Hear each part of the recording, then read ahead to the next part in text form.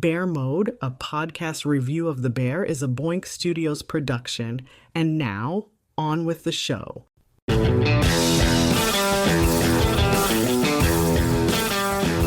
Welcome back to the show, kids. Bear Mode Pod, a podcast review of The Bear. Tom Clark back here with you, as always, along with Big Tasty, Joe Higgins, and Jay Luft. We are back today, kids, for episode number 3 of season 1. We hope you've been looking forward to this because we've been looking forward to doing it. And we've got a lot to get into here today. It's I was going to call it a big episode. It's not big as in there's a bunch of stuff that happens.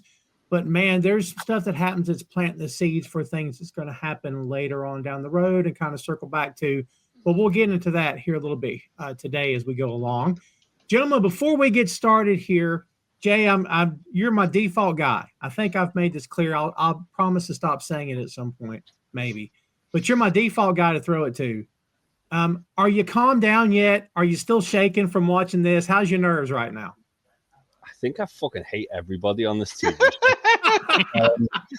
Except for Marcus. He's a sweetheart, and I like it for him as well. But everyone else just seems like awful people. Even Carmy, to a degree, seems like a bit of a dickhead. But like, now you're starting to get it, Jay. Now you're starting. I've worked in that industry. I know everyone's a fucking arsehole, so I should have expected this. But yeah, like even people like Sydney, you see she's like trying her best, and then she just becomes really passive aggressive towards everybody and really angry and not accepting help. And it's like, just fucking, that's the whole point of working as a team. Like, people are going to be dickheads, but also like, just get over it. And then if they're trying to help you 2 minutes later, just take the fucking help. Don't sulk about it and cover yourself in gravy or whatever the fuck she did. Yeah, I'm really angry about this show. I hate it. I can't believe I let you guys talk me into this. You're welcome. It's got to get worse before it gets better. I hate you all.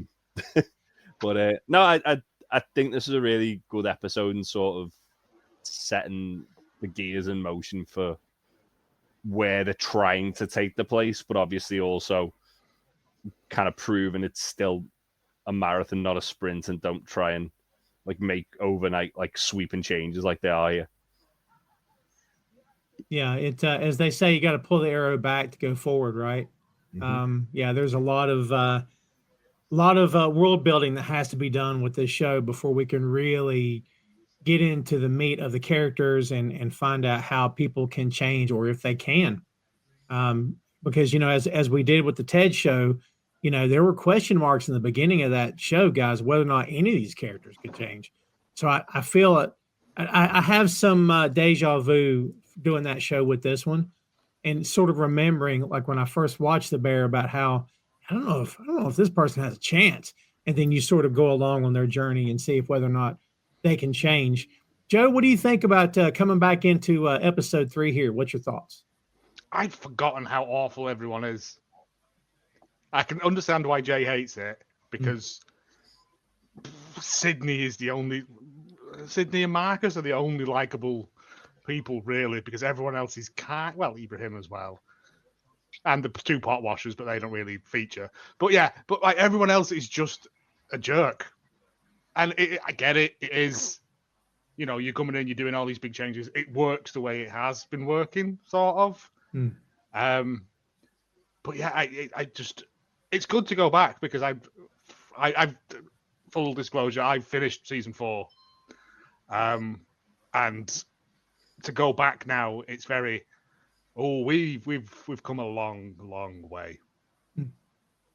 I've not tackled season 4 yet, and I think I might try to save it. But if I try to save it, I'll never see it because, you know, our sessions are going to take a little bit of time to get through, of course, which is fine. So, Big Tasty, let me throw it to you here. If you were on this crew at this point in time, would you be able to stick around? Would you see Carmy's vision, or are you one of the guys in the back going, "This guy's a joke. I don't even want to be here"? Like, what do you think you'd be right now? I think it depends on like where you're, how you felt currently. Like, because I think there's a clear like there's a divide, isn't there, between, as Joe said, like Marcus, who like he clearly like wants. He's a little bit younger. Like he clearly wants to better himself. He wants to go somewhere.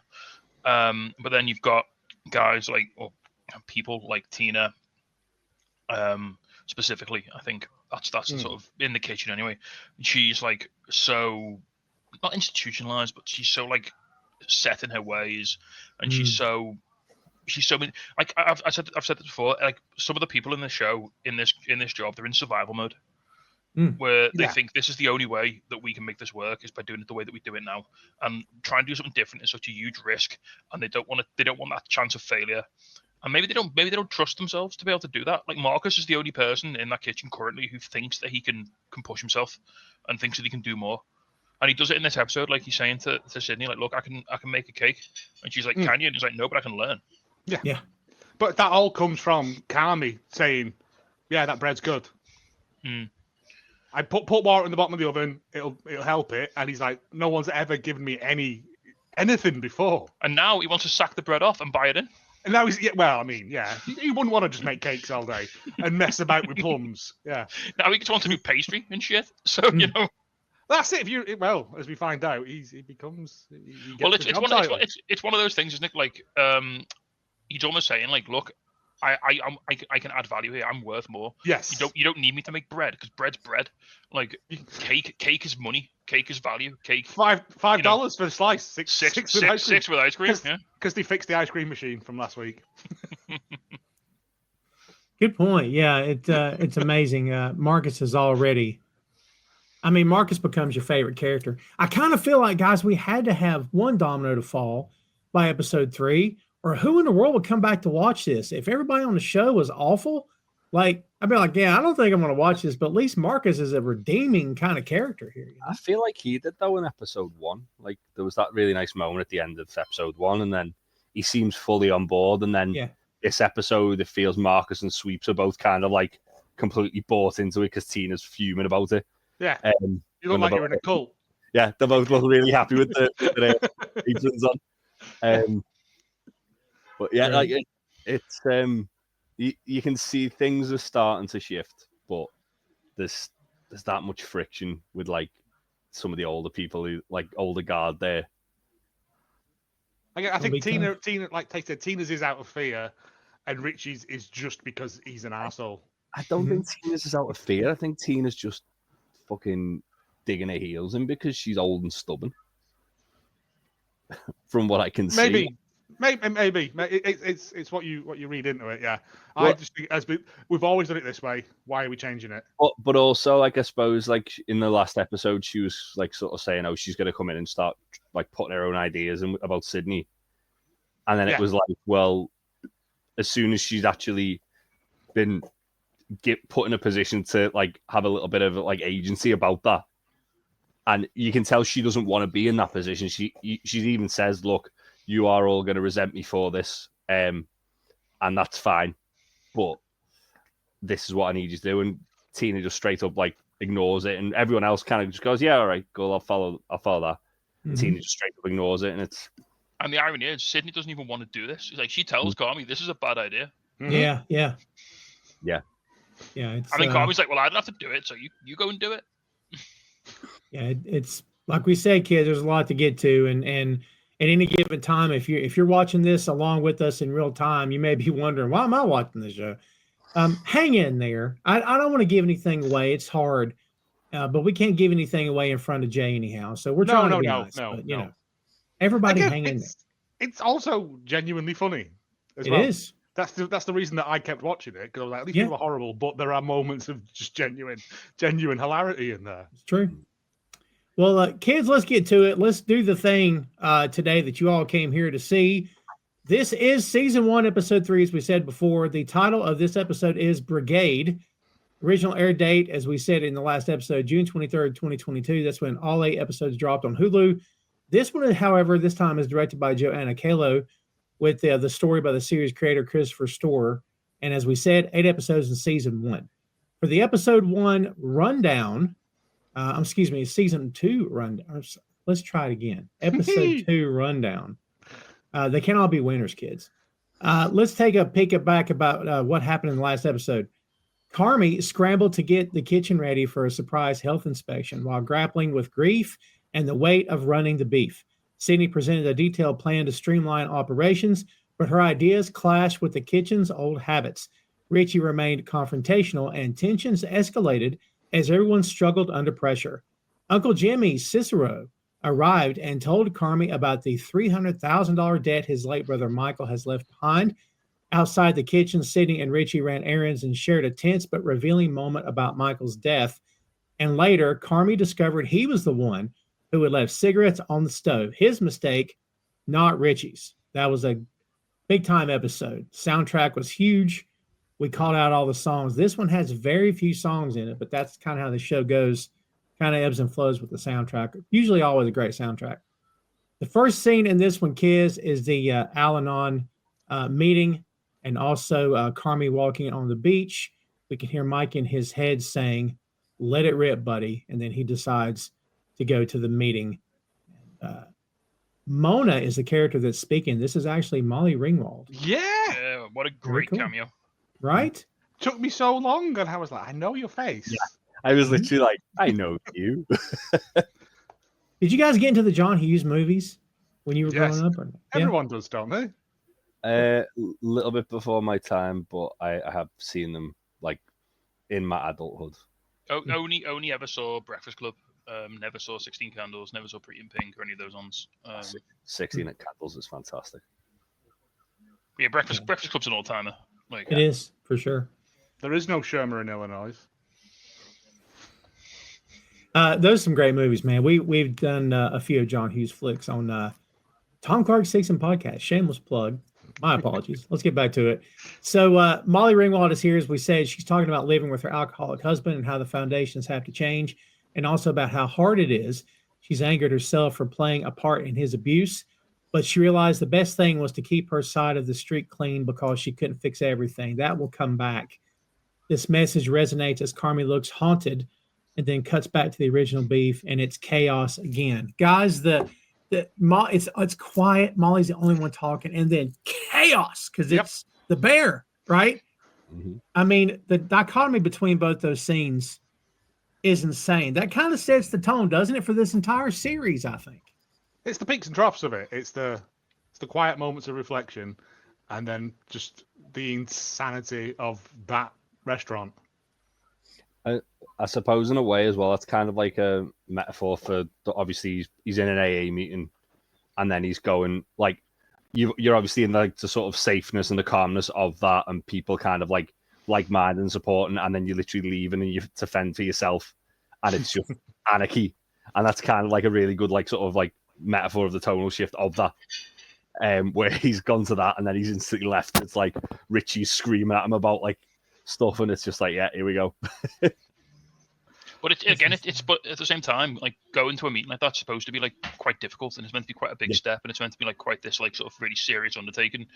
But like you say, Jay, the way they present it is almost like that's the calm, safe, serene place, and then your place of work, which is meant to be somewhere where you kind of feel comfortable and you're kind of able to just sort of get on with it. That's presented like it's an absolute war zone.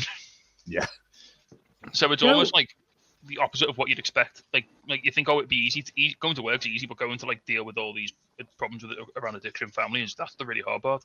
And I know it is, because Carmy obviously finds it. The whole point, I think, is Carmy actually, I think he secretly prefers the chaos of the kitchen because he finds he can slightly control that chaos. And I think he can just bury his thoughts. Like, when there's a million things to do and you're screaming at Richie because he hasn't cooked the hot dogs, you can forget about your problems. I was talking to Joe and Tom before we started about this. I wanted to fucking punch Richie in the scene. So much. I was getting so much PTSD from working in bars where like you've got people like shouting a drinks order to you. It's like, have you put it on the till? Then put it on the till, or I'm not making the fucking thing. And this is exactly get a ticket. No ticket, no food.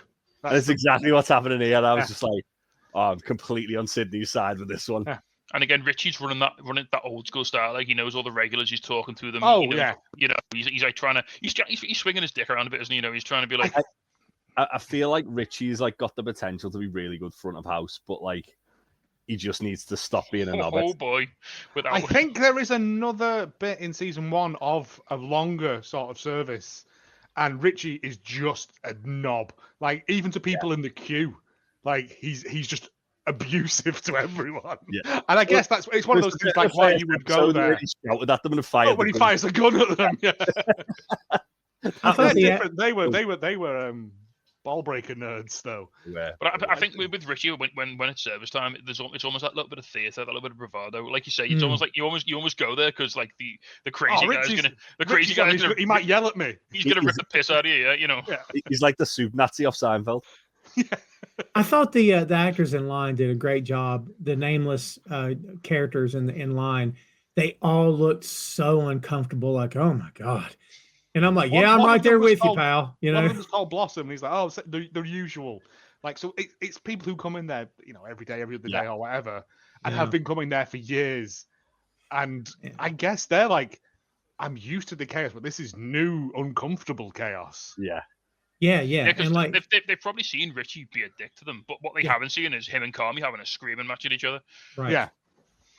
And Richie gets Sydney yelling because people that yell all the time need you to yell with them because it's all they know how to do. And if anybody has anybody like that in their life, you know what I'm talking about. Mm-hmm. Like you can be here, it doesn't matter. And the only way to disarm someone yelling is to stay here because when you get up there, most of the time that person is good.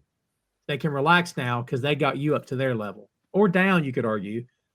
And they won. And it's like, I don't think a lot of people know that they're doing that. It could be a subconscious thing, but Richie does it all the time. And Sydney's yelling, giving it right back to him. I applaud her for standing her ground, but you know, Carmy makes it known. Remember, he's like, Chef, you know, in other words, stop. That's enough. Like you screaming back at him is not going to help anything. You notice that he didn't come at Richie that way because he knows Richie's not going to stop. Well, Richie just give him more. And it's like, we need to just get through this. Yeah. There's a few times in this episode where like Carmy's trying to sort of like rein Sydney in from embracing that chaos as well. Like you see it a few times, like where she gets annoyed later in the episode, and he's like, "Chef." Well, there's literally a bit of a scene later on where he literally says to her, "I expect more from you because you're capable of more. I hold you to a higher standard because I know what you can be."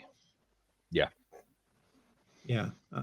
Again, the chaos just never subsides in the show, man. When you think you're going to get a break, nope. No breaks to be had. No rest for the wicked. After this, we get a shot of the subway, and Carm is at home. He wakes up. He finds the pamphlets from the meeting in his bag, and he looks through them. He sees the list of do's and don'ts. And I've got the do's here. For some reason, I took note of them. They're forgive, be honest with yourself, be humble, take it easy, as tension is harmful, play, find recreation and hobbies, keep on doing your best, even when you fail, learn the facts about alcoholism, attend Al-Anon meetings often, and then at the bottom is pray. Pray is not the first one or the middle, pray is the bottom. There's a whole lot of other work to do, and I'm not trying to make any dialogue. I'm just saying it's interesting that that's the order that of the do's that are on there. I'm not going to ask anybody to share stories because this is very, very personal. But for anybody listening or watching that has anyone in their life that is struggling with this, it's the whole family goes through it. Your whole family will go through it with them, and it can be impossible, right? It can be absolutely impossible because you want that person to get better, but it's a cliche thing. They have to want to, but everything's rewired when you become an addict up here. Everything's rewired. So I can't get through to them. Of course you can't. This is not going to be receptive. So anyway, it's interesting that I found it interesting that Carmy is leaning into it. Like, you kind of was afraid he's not going to go to these meetings, but it was very cool to see the character embrace it here in this episode. Well, Sugar kind of was like, we've been going and it does help. And I think at this point he's prepared to literally try anything. Yeah, because they're incredibly. I mean, it's a dysfunctional workplace. It's a dysfunctional family. Anything's better than nothing, isn't it? True. And what he's doing, like obviously where he is, like the job he's took on, like it's impossible not to see Mikey and everything that he does. Like every time he goes into, like he's looking, even like looking over the, like when he's looking over the bills later and like in the book, it's all his brother's handwriting, it's all his brother's words. It's like you must be like seeing him 1,000 times a day in like everything that he does. Like every time he turns a corner, every time he looks at like an invoice or an overdue bill, he sees his brother's handwriting on it. It must be so hard, like to sort of be reminded. And we get another example of that coming up in a bit later in this episode, where there's a moment that really hits him really hard. Yeah, that's true. If you or someone you know is struggling or needs support, help is available right now. In the United States, call or text 988 to reach the Suicide and Crisis Lifeline. In the UK, call 116-123 to reach Samaritans. The help is free, it's confidential, and it's available 24/7. Don't wait, reach out. Someone is ready to listen. So the next scene is the kitchen. Carmy comes in. Marcus notes that he's early. Carmy says he couldn't sleep. He discovers Marcus has hung photos from Carmy's fine dining pass at his station. Carm's good with it. He notes that one of the plays takes 12 people to do because it has 4 sets of plum in it. Marcus put these pictures up because he knows that Carm's the real deal. He's already realized this. We said a while back that Carm got him in the first episode, which I believe he did. Yeah. But I found it interesting also that as he's talking to him, Carm is flashbacking, and he's seeing Joel McHale over his shoulder, and like he can't talk about those days without sort of PTSD. But I also love that Marcus is really into this. He's absorbing it. He's paying attention. He's very into it. I love that Carm just gives him like a little reality check. He's like, oh yeah, that dish, that takes 12 people. Yeah. Like it takes 2 people a whole shift each just to make that reduction. It takes one person 6 hours of stirring that so it doesn't catch fire. It's like it's almost like he's like, I don't know if he's trying to put him off, but he's sort of preparing him for like, look, if you want to go down this path, this is serious shit. You know what I mean? I thought it was the other way around. I thought it was like he was kind of not necessarily foreshadowing, but he was like sort of like testing the waters to see how receptive he would be to it. Challenging him, maybe. The idea of the brigade for when possibly, have that conversation, because obviously like Marcus is like the first one who's like on board. I think what you can definitely say from the scene is that Carmy's definitely sort of locked on to the fact that Marcus is the most receptive guy here, and he's a guy who he can not mold him, but he can sort of like take him along with him on this journey. Yeah, one thing as well that I noticed in the scene was that, like, obviously Carmy looks like really sort of like stressed out. He gets there, he's like, oh yeah, I couldn't sleep. And then Marcus shows him it, like the decorating that he's done sort of thing with all the recipes. And he goes, oh, but that's okay. And then Carmy almost like, it's like the most passionate you see him in the entire show so far. Like he gets really like receptive to it, and he gets like, it is a two-way street. Like he's more forthcoming to Marcus about talking about that, and he's almost like a sense of pride. Yeah, when you see him talking about these components of the dish, you see like a little bit of weight, really and he's sort of like, yeah, like you say, he lights up a bit, and he's like, he's really like into the conversation, and then Sydney shows her like credentials as well when she sort of chimes in. Yeah, it's really good. Nice. So you have this moment with the 3 of them, like these are like the core, almost like if anyone's going to sort of step up, it's these 3, isn't it? They're like gonna, totally. You guys like plums? I'm not a plum guy. I love plums. Really? Plums are smart. Love plums. Maybe I need to give them a chance. Y'all make me feel like I'm. What's wrong with you, Tom? Maybe I'll give them a try again. It's been also, a long, but to be fair, plum wine is delicious as well. Yeah. So the best named craft beer I ever had was a plum beer. It was called Young, Dumb, and Full of Plum. Nice. That's wonderful. That's wonderful. Yeah, he also mentions at the end of this, the sauce about the consistency of gummy bears and that no one could ever do it. But one day a sous chef just hit it. Marcus asks how, and that's when, being to your point, that Sydney instantly names the veal fat trick, which is cool. This takes us into the French Brigade. Carmy pulls Sydney into his office. Before he can talk, Ibrahim walks by, and Carm asks why Michael wasn't ordering the bigger cans of tomatoes, but he doesn't know. That'll come back as well. He actually says the 10-2s, and Ibrahim's just looking at him like, English. And he goes, can you speak in English for me, please?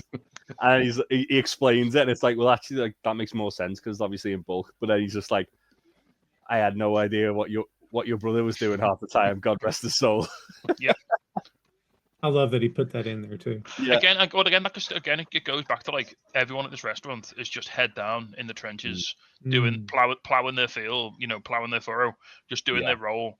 Like no one's stepping up. I mean, I don't know how Mikey ran the place, but no one was asking these questions, were they? No one was saying like, "Oh, hang on, why don't we?"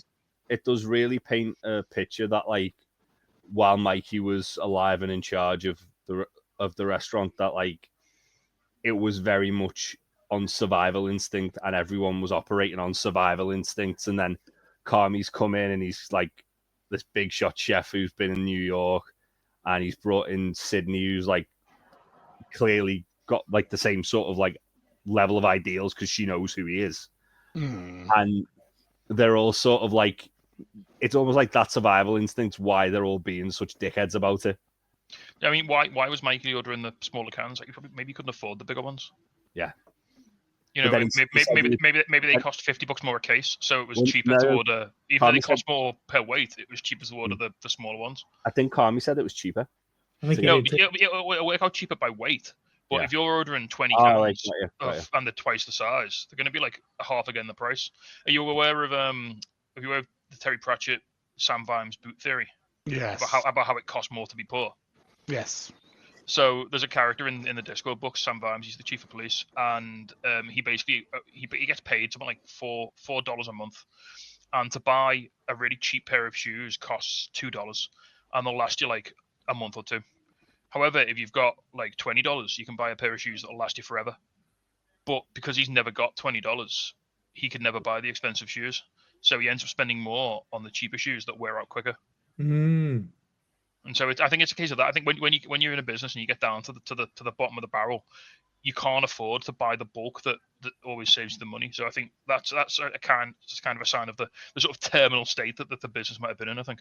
Yeah. I mean, in the first episode, Carmy was having to sell denim to buy beef. Like, it's and I think as we, I don't know whether it's the next, I think maybe the next one. Other things have been happening. Like it's been, they are literally day to day survival. That's all it ever has been. Yeah, just trying to hang on. So the French Brigade structure that he pitches to her, she is not a fan. She calls it a Russian gymnastics show, and also a toxic hierarchy. Yeah, shit show. I'll get it. He says, what is it now? What is it now? That's a great line. Yeah. You guys have a kitchen thing in the past. How familiar are you with this? Are you kind of adjacent to it, the idea? I'm familiar with it, but I've never seen it up close in front of me. I've never worked in a kitchen that's worked as a brigade. No. I've never worked in a place which has had the kitchen as a brigade, but I'm familiar with it. But I am familiar where I've worked in bars where obviously if it's a big long bar, you have your station, you stay to your station, you have all your ingredients in front of you, so you don't need to be running around. It's a similar sort of premise in that everyone's got their set place where they need to be, doing their set thing they need to be doing. Everything should be in that area for them, so you're not getting in each other's way. You can focus on that, and then and more importantly, everyone's got responsibility. So if a part of the kitchen's messy, you know whose it is. And I think that's why there might be a bit of pushback here, because I think certain members of the team might have been sort of skirting around some responsibilities when it's come to like upkeep and sort of, with the way that Carmy wants to run this, he wants accountability, doesn't he? Yes. Amongst everyone. And because that's how you improve. Like, when you're accountable for this, then you know that you've got to take care of it, and then that'll make the whole. If everyone works to those standards, then it makes everything better. But at the moment, everyone can kind of go because it's so chaotic. Everyone just get away. Oh, no one's cleaning that because 5 people have used that pan, so anyone could have maybe not cleaned it. It was the start of the last episode, wasn't it? It was after service, and there was just stuff everywhere. Yeah. And it's with this, people are crossing over each other. People are walking past each other. People are going to different sides of the stations, and you're on meat. If anything's wrong with that station, that's your responsibility. Yeah. And that's what they need. But what's interesting about that though is that obviously later in the episode when when Sydney brings up, well, this person didn't stick to their station and their responsibility, Carmy then gives her shit for it because it's like, well, you're responsible for making sure they do sort of things. So yeah, like it's weird, isn't it? Because it is a toxic hierarchical system, but at the same time, it doesn't have to be. It doesn't have to be, but also it goes up to her. It reflects bad on her as opposed to it reflects bad on the people. It's not really that hierarchical because it's not like the Sioux isn't just sat there doing nothing. Sydney as the Sioux is responsible for her sections as well. Mm-hmm. All it means is that someone has overall control of the kitchen and they have the ability to delegate to other members of staff, which that's necessary. Yeah. I can understand the way they kind of run it. It's all Chiefs, no Indians, isn't it? At the moment, the way everyone's just sort of doing their own thing, and that's obviously the issue that people don't want to, have a boss, so to speak, and they especially don't want to have a boss who's been working there for 5 minutes, like Sydney has. But it's probably a lot of it. But it's like with like from being around kitchens, what I've noticed is there's obviously like when you look at like a menu, for example, there's different things that different members of the kitchen have kind of like contributed to that, and that's the same sort of premise here where it's like obviously for example, Marcus does the bread, that's what he does, that's what he's best at. Ibrahim does the meat, that's what he does, that's what he's best at. And it's kind of playing to your strengths in that team. It's not like it's not like it's delegating roles to people just as like a power thing. That's your strength. So it's putting people where they're needed. Yeah. And that's good management. Yeah, it's like that's what you're strongest at. We're gonna get you there. Yeah. Well, she makes her objections known, and he essentially is not listening, and that's a problem. That'll come back as well. And I don't really feel like he was blowing her off. I thought he made good points, but the character did not agree entirely about how it was handled. And because of something that happens in a bit, because basically he says, I can't keep yelling at them. It has to change. Again, he's not wrong. Boink Studios YouTube is the home of Bear Mode, a podcast review of The Bear, Tom Clark's Main Event, Tom Clark's 6M podcast, and Two Nations Under Ted, a Ted Lasso podcast. Subscribe to the channel for archives that date back to 2014, with new content being uploaded every week. And check out boinkstudios.com for links to every podcast platform, social media, special announcements, and a lot more. Bookmark the site today. And when he hands out the aprons and tells the team, he said, I want to change the system. I want to harness it. Great line. Like, I don't want to take a crap on what you've already done. I want to help make it better. Let's use what you've done. Let's point in another direction. That's a great way to look about it. And you guys hone it to a sharp edge. That's what hone it. The phone's ringing the entire time. Yeah. And again, things are layered here, and then you come back to them. He talks about the French Brigade, and Richie comes in and immediately takes a massive dump on it. And when he starts, Tina, like he gets her.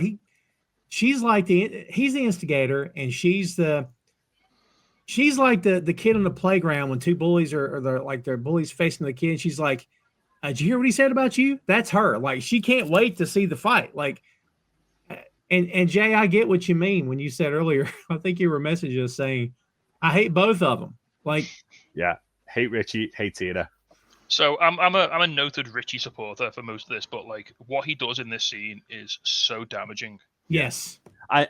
Again, maybe it's because I've been in situations like that where we've been trying to introduce a new idea, and there's someone who's worked there for like part of the furniture. And they're kicking back. It's like, well, you haven't actually tried this. You haven't even heard us out what we're suggesting.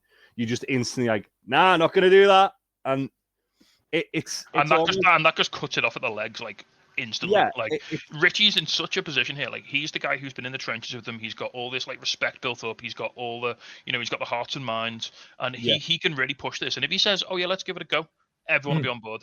Mm-hmm. Yeah. But because it's Carmy's idea, he can't handle it. So that's like, the thing. No, it could have been the best idea ever, and he would have come in and gone, "No, we're not doing it," because it's Carmy's idea.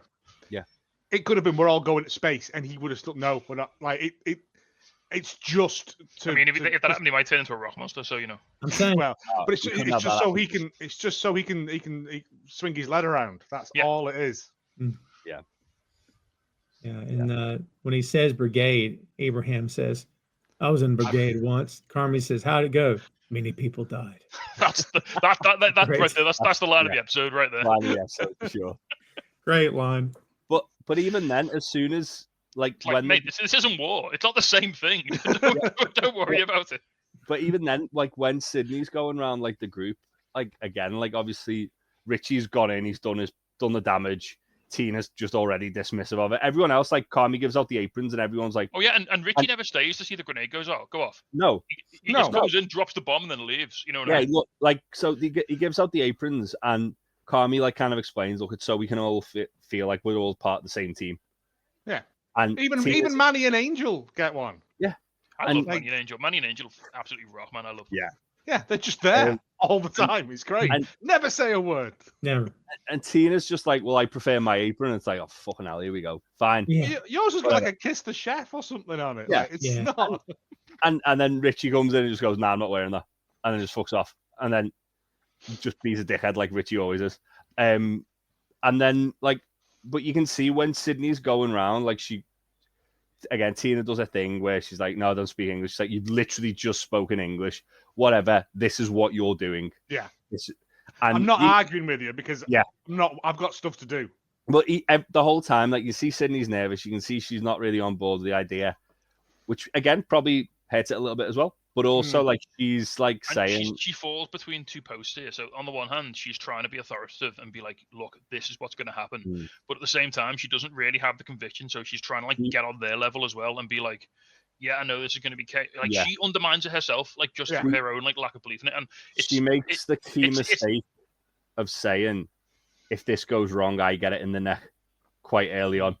In this moment, she can't decide whether she's their boss or their friend. Yeah. And she needs to pick because either you're with the team and you think this is bullshit, or you're the boss and you've been told to do this by your boss, and so you just do it. You know what I mean? Carly doesn't help by dashing out as well and leaving her on her own. He's like, here's the new system. Sydney's going to go through it with you. I'm leaving. Because she's like, she's like, this is going to reduce chaos, and then Carmen just like falls over something on the way out the door. Yeah. But like, like that. But when she's going around the circle, like you see Ibrahim's like, as soon as she goes like, he goes, am I on meat? And she goes, yeah, you're on meat. He's like, oh, good. And like, he's on board. I accept. Yeah. Yes. He's just on board. Then he's like, and then everyone else is, and then because he's realised that it's not scary and new. It's just a different word for what you're probably already doing. You've been doing for the last 5-10 years of your life. It's just that you will now be accountable for if there's no meat. It's your fault. Yeah. You can't go, oh well, someone else didn't order it because you're meat man now. Yeah. Well, before Carmy dashes out, he says, this is what real kitchens do, what real teams do. Everyone takes care of their station, their side of the street. Yep. So, awesome. And the positions are Carmy is the chef de cuisine, Sydney is the sous chef, Tina is the garde manager, Ibrahim is the chef de partie, Marcus is the patisserie. Patisserie, yeah. Yeah. Carm finally answers the phone. Someone named Nico is looking for Michael. Oh, doesn't Sydney also say she's going to be saucier? Yeah. Which I want that as a job title. I know, that's great. Just go around going all the time. Hold your pinky out and you drink something. It seems like a type of job where you wear a silk dressing gown, doesn't it? You've just got like a cigarette in a holder, just making some gravy. Like that. Yeah. Anyway. That's the kind of role that someone walks into the room before you do, as a way to present you. You know what I mean? You have people with you. So the phone call with Nico, this is before Carm left for the meeting. Because this guy named Nico, who evidently couldn't have been Michael's best friend because he doesn't know Michael's no longer with us. No. It doesn't fucking sound it, does he? Yeah, and Carm just like says he's not there. And Richie comes in and asks who was on the phone. When Carm tells him there's a moment, and he's like, he's an idiot. I'll take care of it. Because he kind of presses him. Carmy's like shook as well off this. Like, absolutely shook. Well, he says, there was just a moment where I thought Mikey was still alive. Yep. And Richie, like you said, he sat there looking at these books, and he sat in the building that he built. You know what I mean? And he sat in Mikey's old in his office in the middle of his world, basically. Yeah. And when he tells him it felt like Michael's life for a second, Richie goes, "No thanks." And I thought, to his credit, I don't think he's being a dick when he did that. I think he just, like everyone else, he's not processed Michael's death. Yeah. No. So I think he tried to kind of laugh it off, and so it wouldn't affect him. Maybe. But but also, like, if, like, obviously they kind of allude that this Nico guy's like an unsavory character. And maybe if this guy's like calling for Mikey and like Richie's saying, "I'll sort it out," like maybe Richie knows what would be happening if this guy's calling to speak to Mikey and knows probably nothing good is going to come of it. There's almost a bit of panic from Richie. It's like, oh shit, no, I'll deal with this. Really rattled about it, like, to be fair. But as you said last week, Tom, this is like, or last episode, this is like another one of those moments where, like, you see, like, Carmy and Richie, they're actually quite nice to each other when there's no one around. Yes.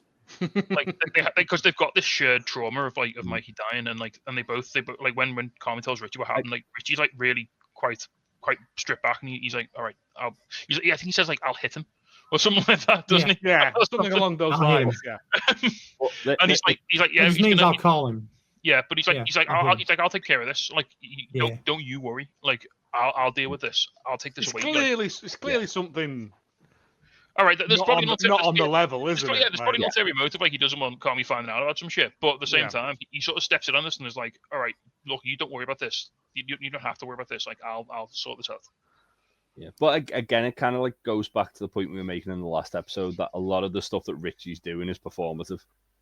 Oh yeah. It's not because he doesn't care about Carmy, because you see when it's just the two of them, they are very, like, not close, but like they're very like sort of friendly with one another. They care for each other. But it's not just Carmy. It's when he was one-on-one with Sydney. Like, it's whenever there's more than two people in the room, he's an absolute bellend. Because he has to be top dog. He has to be. Yeah. Oh, it just spills out. He can't help it. Like, it's almost like it's almost like a defense mechanism. I think it's like, it's 100%. It's masking all of his crippling insecurities and his trauma and all of that by just being the loudest dick in the room. Guy's a real piece of shit. He is. Real piece of shit. Doctor's note. He hasn't even got a doctor's note, Joe. Yes, he totally is. Carmen's holding his chest. It's obvious he's having like a panic attack. Obvious to us anyway. Again, no one's really dealing with it. But to his credit, Carmen's attempting to try to make sense of what's going on. This is the bit you guys talked about earlier. Marcus is pointing out what he could do if he, and Abraham even talks about the oven space if they outsource the bread, doing the cake, $6 a slice for chocolate cake with ice cream. See, they're working together and they're finding ways to improve and to make solutions and look out the gate. Well, that's one thing that Sydney says, like, when she's going through the whole system, she does say at the end, like, and at the end we'll reconvene and we'll see what works and what doesn't work and what we can do to improve it. So even though it's like a sort of hierarchical system, it's very much a sort of like team input and a team creative process of how can we improve this to make life easier for all of us, nothing about this sounds like a dictatorship. It all sounds very open and very democratic and very open to input. And well, it's not the way they've done it for so long. That's the thing. It's just fear of change. It is. Yeah. And I don't think it helped, even though Richie crapped on everybody, including her. She goes, Richie can do whatever the fuck he does. Like, had she just said, and maybe Richie can be front of house, and then move on. But instead, Richie can expedite, or he can, Yes. Instead, she takes a shot, keep and I'm Richie like, out the kitchen. Yeah. Yeah, you're kind of going to his level in front of the staff. Like, that's probably not a good idea. Well, he heads out. Carmy heads out and heads to the church where the meeting is, and then we're right back to the beef again. Sydney goes in the cooler just to take a breath, like she's looking at something, which I have done so many fucking times. Many times. You just got to cool off for seconds. Just go and have a controlled cry in the walk-in and then come back out. Yeah, that brought back some memories. She points out Tina's supposed to be prepping vegetables. Tina doesn't care. And she's also not wearing the blue apron. At this point, we hear "In Too Deep" by Genesis that's playing in the background. So yeah, and you know, the whole apron thing is what it is. But again, Tina is obviously not on board. And if you guys notice that this kitchen set is bigger than episodes 1 and 2, because it's like, I guess the show's creators want to get over the new Brigade style workflow. And I don't know that they could actually make that work in the set that was built beforehand. So they kind of made the set a bit bigger. The first episode was filmed actually in a kitchen, and then they realized they couldn't get the shots, so they put it on a soundstage. So it will look slightly different because they can pull away sections for exterior shots and stuff. But yeah. Abraham, I keep wanting to say Abraham, seems to be on task with what he's doing. Sydney accidentally gets cut by a box cutter at her station. Tina tries to help, which I found interesting that Tina would come try to help. For some reason, that threw me. Like, why would Tina care? Tina should be, oh, you got cut. Ha, you're an idiot. You know what I mean? Like, because she's not horrible. I don't know. Like, she's pretty horrible. Someone getting wounded is different from. I think it's because didn't she do a similar thing with Carmy when he cut his finger in the first episode? And like, it's one of those things where she's like not like she doesn't want to see anyone getting hurt, but at the same time she's like very pushed back. But even then, like when Sydney's like gets a bit frustrated about it and like says, oh, "Can't you just clean up after yourselves and don't leave Stanley knives with the blade out." That's like safety 101 anyway. And she goes to sort it out, and it's almost like because like she's kind of like rejected Tina's help. Tina then goes completely vindictive and fucks with the heat on the stove. It's like, well, you didn't need to do that, did you? Like, well, that's hazing, isn't it? Like, there's this hazing which is like stealing the onions or fucking with stuff. That's pranks. But then when wasting a load of stock and she actually cuts herself, like that's like you almost see like I don't know if we know at this point, but Tina's got a child. She goes into like mum mode, doesn't she? And it's like, oh, let me maternal protection. Yeah, let me just help you with that. Or like she when Carmy cut himself, same thing. As soon as someone hurts himself, she's straight in there and she's all the walls come down. And she's like, okay, this is the common ground. Don't want to see someone get hurt. Let's But it's like self-sabotage. Like she's doing that. It's not gonna benefit her that she's fucked with the heat on that. It's but just gonna blame it on. Yeah, it doesn't ruin it. It just makes Carmy think that Sydney's made a mistake, and it makes a bit more work for her. Yeah, but that's the thing as well. Like when Carmy and Richie both come in, and they both say this, it should be on a low heat, and it's like she's getting Carmy to side with Richie by doing it, but it's like it doesn't benefit anyone there. It's only her being a dick. It makes Sydney look a bit stupid because I think the problem she's got is that Sydney thinks that she's better than everybody else. Even though that's not the case, because Sydney's a lovely person. But Tina's like, well, if I make her look stupid in front of Carmy, then that'll bring her down a few pegs. Right. Yeah. I was going to say, when in reality, it's that Sydney's on the same page, like the same page as Carmy, where she wants the place to do well and she wants to improve the place. Yeah, and Sydney's too nice. Sydney should be screaming at Tina's ass because she's not doing her fucking prep. Yeah, that's it. Yeah. She tries, and that's it. But she's not like assertive enough. And also, Tina has. Again, she's the mother of the group. Everyone else would rally around her. Like, she knows what she's doing. She's deliberately being obtuse. Yeah. And again, in a way, like a child, seeing how far she can push Sydney and what she can get away with. And yeah, Sydney should have just balled her out there. Have you done the vegetables? No. You can do them? No. Like, you should have gone, well, you fucking are. What are you going to do about it? But what are you going to do about it? What are you going to do about it? It's your job. Like, it is one of them. But again, from the meeting they had, this is a losing streak straight from the start. It is. She should have just gone, right, well, that's your job and you're doing it. If you're not going to do it, go home. Yeah, right. Yeah, it's going home. Well, yeah, days pay missing. Yeah. Oh, yeah, for sure. Yeah, because it's horrible, but assert your dominance. Yeah, we've all rule with an iron fist. We all work with people who don't want to do the job. Like, I don't want to do my job. Yeah, but there's like people who are like actively like, again, this is probably why I dislike Tina, because I've worked with people like that who are just sabotaging the team for the sake of being stubborn. for no other reason than just, I don't want to fucking do that. I don't want you telling me what to do. I used to work with someone, and you'd ask them for help, bit busy on the bar. Go, can you do us a favor? Can you just like grab me this from the back because I'm running out and I'm in the middle of doing an order? No, get it yourself. It's like, but we're a team. You're literally stood there doing fuck all. I'm helping a customer rather than fucking us around. Can you just go and do your job?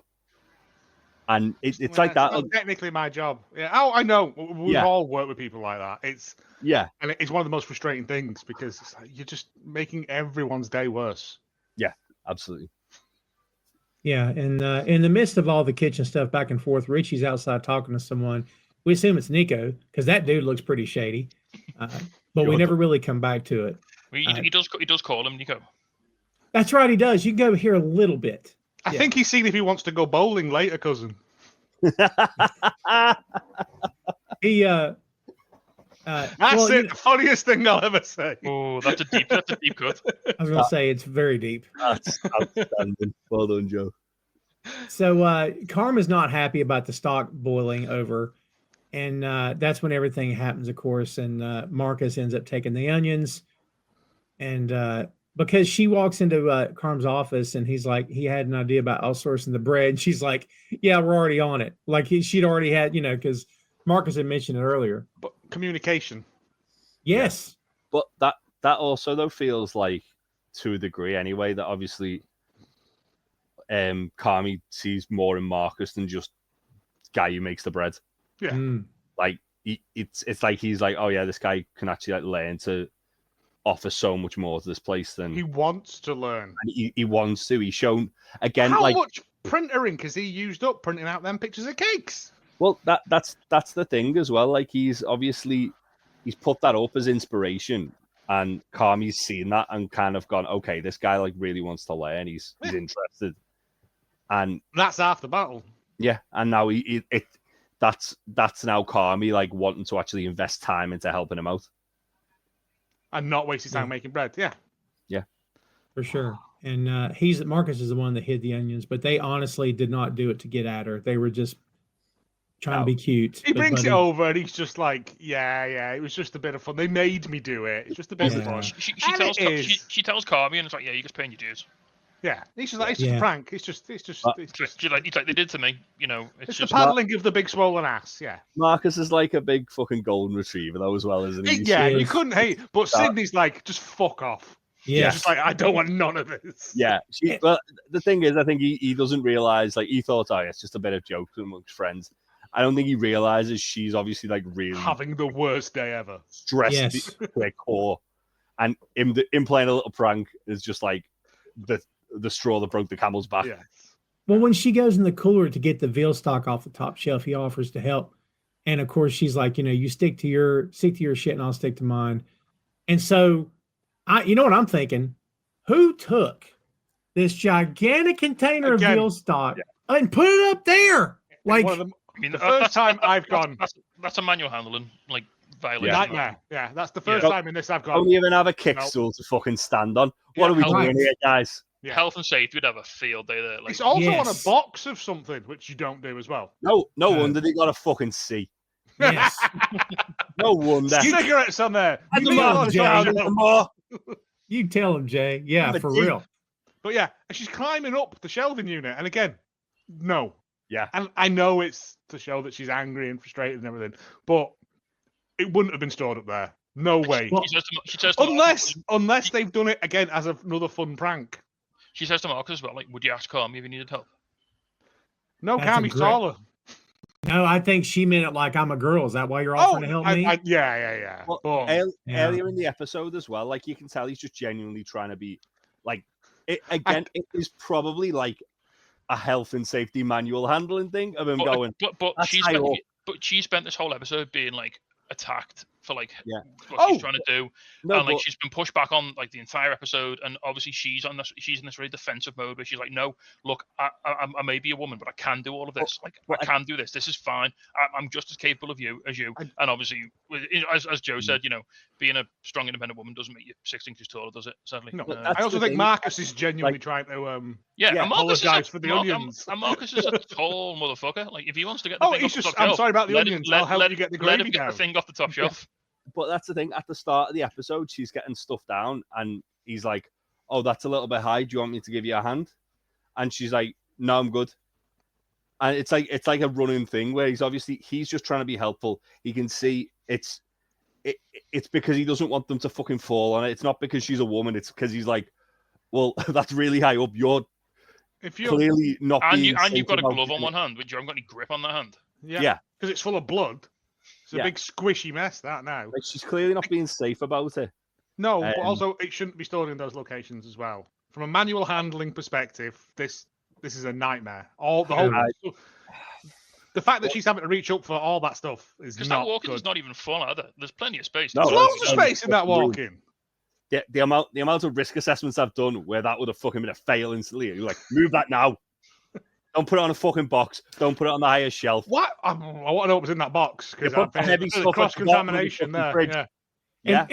And also, I don't recall because I think it had the word veal stock labeled. I don't think there was a date. There was no date on that container either. Shit wasn't a date on there. It's not even day dotted as well. Oh, mate. That's another Shut it down. These fuckers are getting a fucking F at this point, guys. Get Ramsey in there. What's this? They're getting shut down. I'm calling environmental health. See, on the TED show, Jay was our football expert. On this show, we've all got experience in this area. We're all raging about the cooler. Do you know what I mean? Like, the cooler. It's impossible to be angry in a walk-in cooler. But I saw you spent like half an hour today redating everything we had in our fridge. End of the day job. Yeah. Gotta be It's a lot. It's a lot. Carm's back at his desk, and I love when, by the way, real quick, when Marcus comes in with a handload of bar towels. I'm like, bar towels are a precious commodity. I'm not throwing 20 on the floor. I'm getting a mop. Okay, it's just me saying it. You need a bucket. You need a scoop, yes. You need some blue roll, some absorbent paper. But blue roll's expensive, my friend.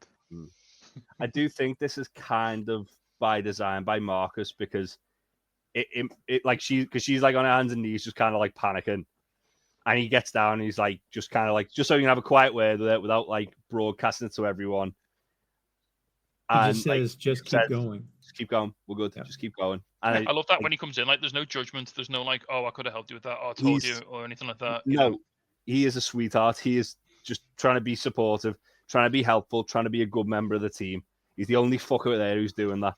I think you've lost your 20-litre tub as well because that's cracked a buggery. You can't use that. I think it's at that point though. He probably realizes actually she's probably really stressed out there, isn't she? Yeah. The onions was a bad idea, Marcus. I think he realizes after the onions. That's why he tries to help her with that. Yeah, that's what I was saying. He's like, he's like, no, come on. I know you're going through a lot. Let me get that down off you. And she's like, yeah. And again, communication, one of the things that does not happen in this show. It's true. But at the same time, if Sydney had said to Marcus, "Look, I'm sorry, I'm just really stressed with this whole new thing," like Sydney doesn't communicate to Marcus either, showing weakness. Though, isn't it? And you've got to be strong. You're the that's macho bullshit, man. You're the sous chef. But look at Richie. Richie is like a testosterone fueled cigarette. Like, but one-on-one with Marcus, you could at least say to him, "Look, really sorry, man, but that wasn't cool. I'm really stressed out today." I know. And normal people would, and if it was working how it should do, you could do that. But in her defense, she's still learning who they are. Yeah. She's had Tina being a knobhead to her. Like it wears you down. We see what's happened to Carmy. Carmy's fobbed all that off onto her now. I think if we've already twigged that Marcus is kind of okay, then she could probably maybe have an idea that Marcus is kind of okay. Yeah. But I don't think she's seen what. But again, I get it. She's in that sort of defense mode, and she's like you say, she's had such a combative day that like she's treating every interaction as hostile now because all the staff have been so like resistant to this like new system. It's true. Carm's a lot of a waste of gravy that as well. I was gonna say, that's for sure. As a northerner, that's a crime. Veal gravy as well, man. Veal. You'd get fucking set down south with all that shit. I'll tell you what. And that took a lot of work. That wasn't a little saucepan of that was That was couple probably of like stock 2 pots. days worth. 2 days worth of gravy Yes. for them. That at least, yeah. Man, If that was Wigan, they'd have a national day in the morning. All with brown armbands on. So in case you're not aware, for Tom and any American Explain listeners, this to Tom, so please. Wigan is a town in the northwest of England. Near me. It's not far from Joe. It's in Greater Manchester, or just outside of Greater Manchester. I think it's technically Just Manchester, outside. isn't It's between. Yeah. Here and, yeah. It's between Liverpool and Manchester, basically. A little town, very famous for rugby. They have a very good rugby team. Their sports fans and affectionately known as the Pies, because Wigan is basically the pie capital of certainly the north of England. I would say all of England. Tell them Pies. about a pie butty, tasty. So they do what's called a Wigan kebab, which is where you take a pie and put it in a bread roll. interesting. Like an So, oven bottom when one, I- like a soft when- roll. When I say a pie, I don't mean this bullshit stew with a pastry case on top. I mean a fully encased short crust pastry pie. Chippy pie. Yeah. Yeah. I can't remember when my brother-in-law's friend came up, and I went, and his mind was blown by that you could do that, and I was like, "There's no rules. Wigan kebab. It's food." So a couple of years ago, give you an idea of how. So first of all, so Wigan, St Helens, two of the big pie nations, villages in the northwest of England, they were playing a match. A rugby match. They're two of the best rugby league teams in the UK. They were playing a match in Wembley, which is in London, and the official Wigan tour bus, the bus that was taking the fans down, the fans took their own pies down south because the pies down south weren't good enough. Rubbish. Pucker pies. Garbage food. So that's how seriously they take their pies. And, This week's Bear Mode is sponsored by Pucker Pies, I've just found out. by Holland's pies. And a few years ago, the best pie shop in Wigan caught fire. The best pie shop in Wigan caught fire and it burnt down. And they got an emergency loan off the council to rebuild it within 2 weeks. Yep. Wow. I didn't Mate, know that. it's an institute. It was an institution. They got emergency funding so they could reopen as quickly as possible. Yep. We take our baked goods very serious up north. Yeah, because when you're saying pies, I'm thinking of a cherry pie, an apple No. pie. I'm thinking Like Like a savory pie. Steak oh, pie, I see. steak and meat, potato, cheese, steak and and ale, onion. cheese and onion, chicken balti. You're getting too foreign there with that. Foreign muck that, mate. No, meat potato pie, stalwart, just Oh, yeah. delicious. Yeah. Well, once Scotch again, pie as well is also delicious. Yeah. But don't let the Scottish say that. It's also, Tom, as opposed to an American pie where it's usually served cold, it's served hot. Yeah, with chips, gravy, peas. Mash, whatever. That's more of a southern thing. Pie Pie and liquor. mash. And liquor, which pie is and mash, though. an abomination. It's like fish sauce. No, it's parsley sauce. I can't have parsley sauce. It makes me heave. It genuinely, even thinking about it, is making my throat go. It's awful. And you awful said stuff. it's cold or hot? Oh, hot. Hot. Pie? Good. Yeah. Goodness. Oh, no, it's like a hot meal. Good. You can't have them cold as well because they're cooked, but they're better. Yeah. Well, yeah, but Like a still. pork pie. You'd have a pork pie cold. Yeah. Obviously. You get the pork pie hot as well. A lot of... Ooh, I need to get you some of the pork pie, black pudding, and cheese pies. Yeah, you fucking do. Yeah, boy. But in a lot of pubs, they'll do pie. It's usually a pie minister now, isn't it? You do it. But Yeah. they'll do pies and they'll have them on a heater just on the side. Oh man, the hot pie shelf. I've not thought of that in Yeah. years. Yeah. So there's No a chain one's of sure pubs. how long those pies have been in there. No, there's a chain of pubs in Liverpool that all do hot pies behind the counter, and they're Yeah. they're from Slatherwaite's, which is a pie shop up in Crosby. It's the best. Ooh. Which Yeah, pubs? all the Yeah. Brooklyn ones. Which ones? All the Brooklyn ones. Anyway, let's move away from pie chat and get back. I mean, I could continue this for a very long time. Joe, next time you come to Liverpool, we'll take you to the Lion Tavern and we'll get you a pork pie because they have the best pork pies there. Oh. They sure do. They sure It's like fucking it's like the size of an apple. It's amazing. Yes, that's what you want. Yeah. It's only been 7 hours since I've ate, so this is That's killing short. me. That's hot water pastry as well, which is. And the jelly, got that jelly in there as well. Yeah, yeah. Oh, fucking hell. So, in the midst of all this, Carmen's at his desk and the books aren't right. He sees something's up. He's wondering what his brother did. He even says it out loud. He calls a number from the book, but it's not in service. And of course, Sydney's at the sink. Her finger's bloody. I do like real quick went back in the cooler when Marcus tells her just keep going. I mean, again, he could have said, to you guys' point, he could have said, I told you, if you just let me help you. But that's just not the kind of guy he is. So I like What that. would that accomplish as well? Thank you. It's just Yeah. more animosity, isn't it? Yeah, right. The bit where she takes as before we started recording, I was saying there is nothing worse than cutting your hand when you're prepping. Because you've got to wrap it. It's something we've all done. Everybody here has all done that thing. We've cut ourselves, and we haven't got time for a plaster. So you just get a load of kitchen towel, and you just wrap it up, and you just squeeze it as hard as you can. Yep, rubber glove over that. That'll do for 10 minutes. Hopefully that'll clot pretty quick, and it won't bleed too much. And it'll be like, Man, I think it was duct tape, and I was taping my finger up one day at work. I had to, I remember once cutting my hand, and like it was like really busy. It was like basically a glass had broken, and I'd like not seen it break because people didn't clean as they go. And I just put my hand down, and then like got like a big cut across the the palm of my hand. And I was literally trying to like make drinks while bandaging my hand in blue roll. It's a Bloody Mary now. Yeah, but just before I could get off the bar to like get someone else to replace me because it was just that chaotic. Yep. Yeah. The worst one I ever saw was a pot wash who put his hand into a sink that someone had dropped a knife into. Oh, that's his arm. That's a big no-no. Yeah. Oh, yeah. I know that. It wasn't me. But you didn't put the knife in there. Let's just put the knife into this phone. I am a safe, competent worker. Yeah. No, yeah. I an agency chef who'd done it. I once worked on a bar launch with a guy whose first ever shift in a bar was then. And he put the glass wash in. He put a fucking fruit knife blade up. Jesus. I went like that to pull the thing out. Right, like ran it in. Knife nearly went through like that fingertip. I don't know if you can see that on there. Works good for a. Oh no, let's just get the video. There's like a little bit of a. There's like a little bit of a scar on my fingertip where like you can see there's like where a knife's tried to go through my hand. Again, don't miss it. Do not miss it. No, I do not. I mean, this is going to turn into the movie Jaws real quick because, like, there's. Let me show you how I got this scar.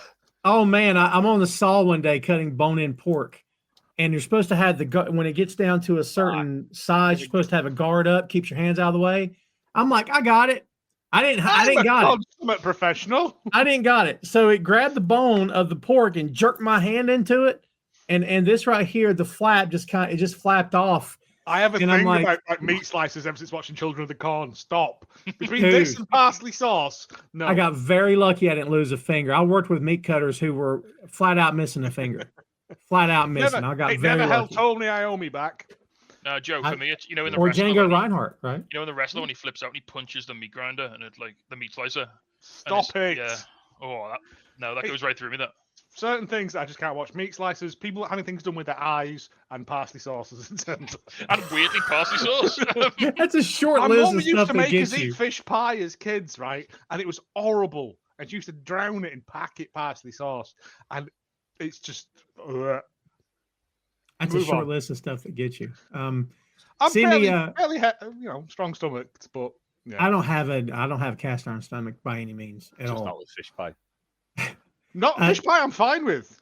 Parsley sauce is the catalyst. It's the deal breaker. Sydney escapes. Parsley sauce into someone's eye, we'd be knackered. Go. Sorry. Rather carving meat with a fucking meat grinder. Yeah. Oh my God. All right. Sydney escapes. You're still doing it. Quit it. Stop. Joe cannot help himself. Joe's like, another thing. You've got to Jenga it up, man. This took a fucking turn. Joe's like, I just thought of something else. Hold on. Don't. As we discussed the other day, I live in the bed. I'm choked up. I'm all choked up. Jesus. Sydney escapes to the alley. Carmy follows. He brings her a plate of food. She asks about how the bookkeeping was going. He said, it's a mess. He said, how's the brigade going? And she said, it's a mess. Yep. Cindy says, and I love how she put Carmen on blast without ripping his head off, because Cindy's not the person that yells. And plus, he's her boss. She's trying to be respectful, but she's very blunt. And she's like, you let everyone act like trash. Yeah. But today you came at me. I'm like, she ain't wrong. Like 100% on the money. Right? And that's when he brings up, as you guys said earlier, that I hold you to a higher standard. I expect more out of you.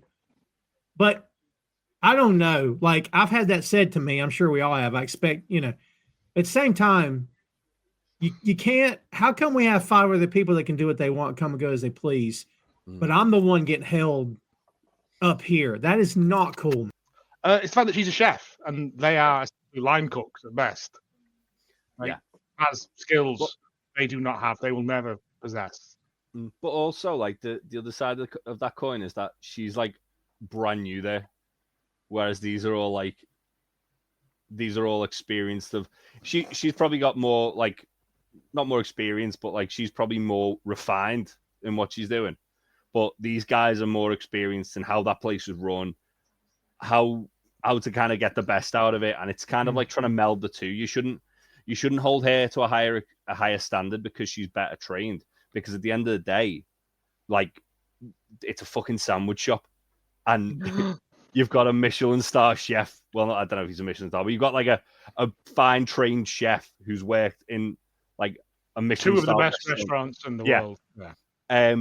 Who's basically trying to run a fucking sandwich shop, and it's trying to find that balance. Like, that's the issue. Like, he's trying to take ideas from his world and put them into this one, and they're seeing that and thinking he's just being like pompous and being hoity-toity and all that. Yeah, and he's over egging the pudding, isn't he? You know, it's like, come on, it's beef sandwiches, mate. You don't need to. Yeah. You don't need a chef de cuisine or a chef de party to make beef sandwiches.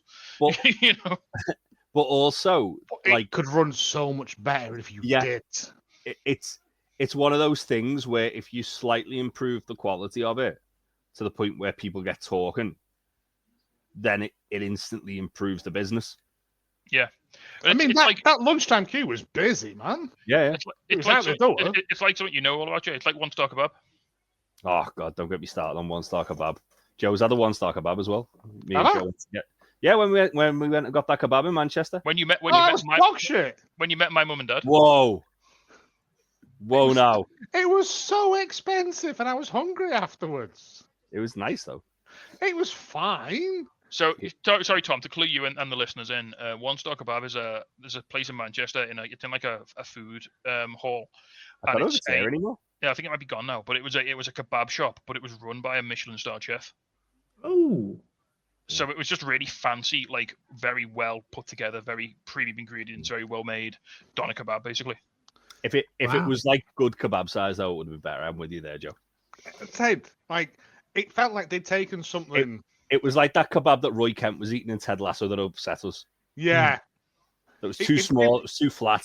They've taken something that is from the drunken working class and elevated it to something that it could never be. Yeah. And that's what annoyed me with it. And also, it had like potato smiley faces that were like gourmand. Shut up. Oh, they were good though. Yeah, but also the cheap ones from Iceland are equally as nice. That's true. But you can't improve on greatness. That's fair. I can't argue with that. I could be a Michelin star chef, yeah. Potato waffles and turkey dinosaurs. Go on then. Go. Right, I will. Go and fucking get one. Right, I'm going to phone up the tyre people. I'm going to get a Dunlop star. I got that one. You've been fucking dying to do that bit. Oh, I got more. I've got a list of tyre companies. I've got a list of Michelin star jokes. Don't you fucking worry. It's the Pirelli horseshoe you really want. Stop stealing them. See, there's a bunch. Yes. There's a bunch, man. God, all I've got left now is the Goodyear rosette. Just because I was going to say, you got a bunch. You ain't got to get them all out. Save them for the next one. Goodyear? No, not really. So she also mentions that, after he says, I expect more of you, she's like, you didn't listen. I told you what I thought. You just didn't listen. And then you just left. And she's like, I want to make a difference and not just get lost in the chaos. She thinks the place could be something. And then again, points out he just left. He reveals that, he attended an Al-Anon meeting. His brother was an addict. This is great. She goes, that's too personal. And his look. Yes. Of, have I overstepped here? And then she just goes, nah, I'm just fucking with you. I get everyone gets one. And he's like, thank God. He genuinely kind of feels like, okay, we're back. Yeah. Like what's been said's been said. Yeah. We've eased the tension under the bridge. That's all good. That's done. I've heard. Yeah. She says as well that she said, "Look, I could have worked anywhere, but I wanted to work here because I can be something more here. Like I can have an input. I can make a difference. I can be positive." Like she always says, "I believe in you." She says everything but that. Do you know what I mean? But then she said, but she also says like, "But it's got to be a two-way street. It's got to be a collaboration." Yeah. Yeah, for sure. They both agreed. Fuck brunch, which is good. Yeah, she's like, I could work the brunch service, but I don't want to. Well, no, I could do lunch, or I could think, or even brunch, and you can see the pain in their eyes when they say brunch. Having worked in a place that does brunch, it's the worst. I imagine so. We never did. Because you get like people who are coming to start day drinking, and then you get people who are coming for breakfast, and you get people who are getting breakfast with a pint with the breakfast because people are hungover. Why not? Yeah, it's just chaos. I mean, I'm all for a pint with your breakfast, but that's like an airport only thing. Sure. That's a holiday treat, Joe. Yeah. You can't just do that every day in the week. I mean, it does feel like brunch is just a way to have a cocktail at 10 in the morning. I mean, I don't need that. I can just do that if I want. I'm a grown up. Don't get me wrong. I love a mimosa as much as the next man, but moderation. Hey, I had a bottomless brunch the other week, and it was legit. You're an animal, that's why. They also both agree they're going to get slammed that night. Then Carmy, yeah, it's like, yeah, do you think we're going to be right tonight? You're like, no, we're going to get ruined. No, like, yeah, we are. Yeah. Carmy gets the missed calls from Sugar. Well, he didn't get the missed calls. He saw he had missed calls. Who leaves him a very sweet voicemail, hoping that she's okay. She's checking on him, and it's Michael's birthday. And the episode closes with "Oh My Heart" by REM. I found it interesting that the birthday wasn't mentioned one time throughout the entire episode. It makes you wonder, did he remember? Well, or did he just like not want to acknowledge it, or did he? I don't know. Genuinely Maybe that's why he went. I'll go to the meeting today because it's my birthday. That's what I was thinking. It's never explained. We don't need to know. It leaves it open to interpretation. Yeah, that's fair. Yeah. Yeah, that again, great music choice to finish on as well. Like I agree. Yeah, I'm not a big REM guy, but you said last time, Tom, like they really nail the music in the show. Like that's one of the things they do so well. Like it's not necessarily what you'd think, but it always nails the mood. Like yeah, and it's a different mix. Sometimes it's 90s alt rock, sometimes it's jazz, sometimes it's hip hop. It's just a mix. That's why I love the soundtrack so much. For sure. Well, kids, there you have it. There's episode 3 in the can. Done and done. And hope you enjoyed that one. Guys, before we get to the final thoughts, we're 3 episodes in. And Jay, we started with you. We're going to end with you here, just about. If you weren't doing this show, and if you hadn't had everybody saying, "Oh my God, you got to watch The Bear," freaking Jay. I mean, Jay, would you have would you 3 episodes? Would you be like, I don't know if I can keep doing this? Do you know what I mean? I definitely think that I don't know. It's weird because I think I'm watching it like one a week as we're recording this, just to kind of peel the curtain back a little bit. I feel like it's harder because obviously it makes me very stressed out to watch this show because it reminds me of working in that industry. Because they dropped this whole show in one big clump. It all came out on the same day. So if you I remember when it did, and you record the podcast, and you're like, I've literally just watched this afternoon. Couldn't recommend it enough. And I was like, yeah, I'll check that out. And then when I saw it was about, like, that might be a little bit of... Because I think I watched this originally in like a day or two. Like, yeah, we did it over like a Saturday and a Sunday. Like a weekend, because it's like 8 30, 40-minute episodes. Yeah, I'm pretty sure, like, because we did the podcast in the evening, and you had like the day off. I'm pretty sure you like just done it in an afternoon and told me about it. Yeah, because I think Sarah was away or something, so I had the house to myself, and I was like, I'll just plow through it, and like that was intense. Let me tell you. Yeah, I couldn't binge it though. That's the other thing. Like, I do. It's one of those shows that I do find myself like when it's like queuing up the next episode. I'm like, nah, I can't do that. I need a break from this fucking chaos. I think I probably would have got around to watching it eventually, but I do think it's a very difficult watch based on, and again, maybe that's more just because I've worked in the hospitality industry. I know how stressful it is, and I can relate to a lot of the shit that's going on there. Thankfully, I've never worked in a kitchen, but I've worked in, like, as I say, a bar environment, which is very similar. So I think it would probably be me watching it the way I am now to a degree. Obviously not spaced out over a week, just not watching multiple episodes in one go until we come back to do our review of season 1, where I just binge it and have a nervous breakdown watching it. Right. Yeah, that's fair. As we said, we pointed out many times, and we'll continue to point out as we go along, kids, that this is a very stressful, very chaotic show. But for anyone who is watching it along in real time, first of all, thank you. Number 2, hang in there. God, I wish I could say more, but this show will reward you for hanging in there. So maybe that's saying too much, but everybody just hang in there if you're watching it for the first time. Yeah, it does. And then it kicks you, and then it goes, come on, get up, and then it poofs you in the balls, and then it's like, nah, only messing. Like it's an up and down roller coaster of nonsense. It is. But it's very much worth it. To Joe's point, we did it over like two days on a weekend, and going back and watching it on a weekly basis before we record this, I think is beneficial.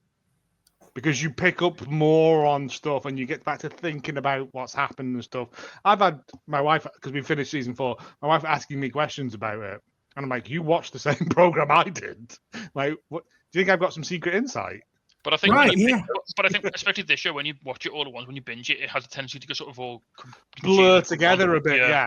Whereas, like a Haribo gummy bear. The way we've gone back now, and we're doing it this way. Like you said, Joe, it's nice to just be able to focus on one episode, let it breathe a bit, and especially the way we're doing it, where we're talking about it. So I'm sort of picking up on things from having this conversation with all you guys, and it's making me think back to the episode, and I'm getting more out of it, which is really nice.